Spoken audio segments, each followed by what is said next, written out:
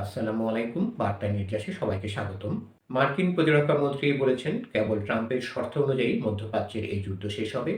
মার্কিন প্রতিরক্ষা মন্ত্রী পিট হেগসেট বলেছেন, যুক্তরাষ্ট্র এই যুদ্ধের এমন একটি সমাপ্তি চায় যা প্রেসিডেন্ট ট্রাম্পের শর্ত অনুযায়ী হবে এবং মার্কিন স্বার্থ পুরোপুরি রক্ষা করবে। মঙ্গলবার ৩১ মার্চ পেন্টাগনে এক প্রেস ব্রিফিংয়ে তিনি এই কথা বলেন। ব্রিফিংয়ে তিনি জানান, যুক্তরাষ্ট্রের মূল লক্ষ্য হলো এই চুক্তির মাধ্যমে এই যুদ্ধের সমাপ্তি ঘটানো। ইরান যুদ্ধের গতি প্রকৃতি নির্ধারণে আগামী কয়েকদিন অত্যন্ত গুরুত্বপূর্ণ হয়ে উঠবে। হেগসেট বলেন, আমাদের কাজ হলো ইরানকে এটা বোঝানো যে তারা যদি একটি চুক্তিতে পৌঁছায় তবে এই বর্তমান শাসন ব্যবস্থার জন্য তা মঙ্গলজনক হবে।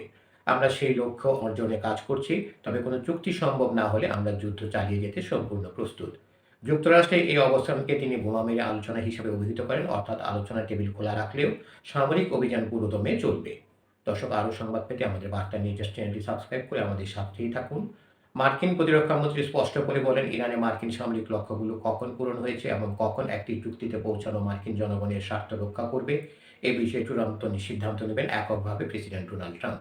ইরানের সম্ভাব্য স্থল অভিযানের বিষয়ে এক প্রশ্নের জবাবে হেগসে বলেন, মার্কিন সামরিক বাহিনীর সক্ষমতার উপর ট্রাম্পের পূর্ণ আস্থা রয়েছে। তিনি বলেন, প্রয়োজন হলে আমরা সব ধরনের সামরিক বিকল্প ব্যবহার করতে পারি, আবার হয়তো করার প্রয়োজন নাও হতে পারে। আমাদের রণকৌশল হবে অনিশ্চিত, যাতে শত্রুপক্ষ আগে থেকে কিছু বুঝতে না পারে। ন্যাটো মিত্রদের সমালোচনা করে হেগসেট বলেন, সংকটের সময় তারা সাহায্য না করে উল্টো যুক্তরাষ্ট্রকে প্রশ্নবিদ্ধ করেছে। বিশ্বের অন্যান্য দেশগুলোর উচিত এই গুরুত্বপূর্ণ নৌপথ হরমুজ প্রণালী রক্ষায় এগিয়ে আসা। ধন্যবাদ সবাইকে আমাদের সাথে থাকার জন্য। আরও সংবাদ পেতে আমাদের বার্তা নিউজ চ্যানেলটি সাবস্ক্রাইব করে আমাদের সাথেই থাকুন।